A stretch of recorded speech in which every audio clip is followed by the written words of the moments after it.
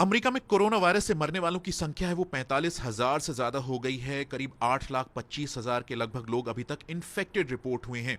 इस बीच राष्ट्रपति ट्रंप ने इमिग्रेशन पर अस्थायी तौर पर रोक लगाने की बात कही है और कहा है कि जो ग्रीन कार्ड इशू होते हैं उन पर 60 दिनों के लिए रोक रहेगी। और इसका कारण उन्होंने बताया है कि ऐसे हालात में जब लोगों की नौकरियों पर असर पड़ा है तो कहीं बाहर से आने वाले लोग हैं वो यहाँ के लोगों की नौकरियां न हथिया लें, और इस कारण उन्होंने ये फैसला लिया है।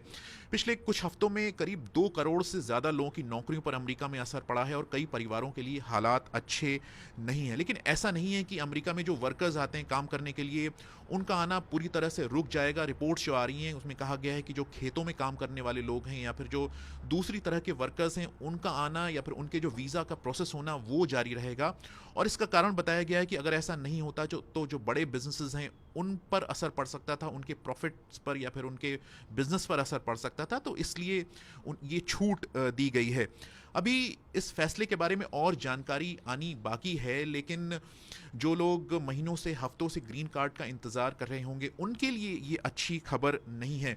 एक सोच ये भी है कि ऐसे हालात में जब इस क्राइसिस के कारण अमेरिका में वैसे ही आना जाना बहुत कम हो चुका है तो इसका ज़मीन पर कितना असर पड़ेगा ये हमें अभी देखना होगा। 2016 के जो राष्ट्रपति पद के चुनाव हुए थे जिसमें डोनाल्ड ट्रंप चुन कर आए थे, उस वक्त भी इमिग्रेशन एक बहुत बड़ा राजनीतिक मुद्दा रहा था। और इस ताज़ा फैसले पर जो क्रिटिक्स हैं राष्ट्रपति ट्रंप के वो ये कह रहे हैं कि ये फैसला इसलिए लिया गया है ताकि उनका जो कोर वोटर बेस है, उनके जो समर्थकों का एक हिस्सा है जो कि इमिग्रेशन के बिल्कुल खिलाफ है, उन्हें खुश किया जाए।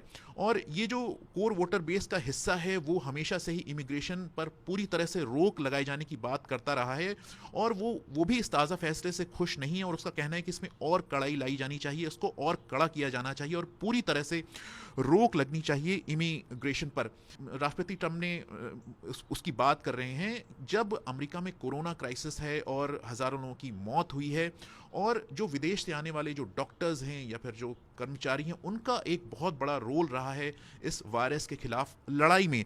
एक रिपोर्ट के मुताबिक अमेरिका में जो कोरोना क्राइसिस है उसके दौरान लोगों को स्वस्थ रखने में, उन्हें खाना खिलाने में, उनका ध्यान रखने में करीब 60 लाख इमिग्रेंट वर्कर्स या काम करने वाले लोग लगे हुए हैं।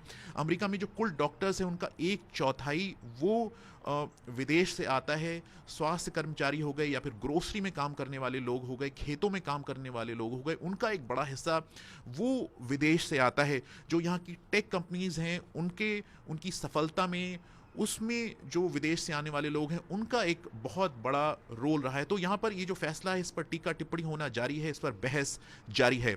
विनीत खरे, BBC, वॉशिंगटन।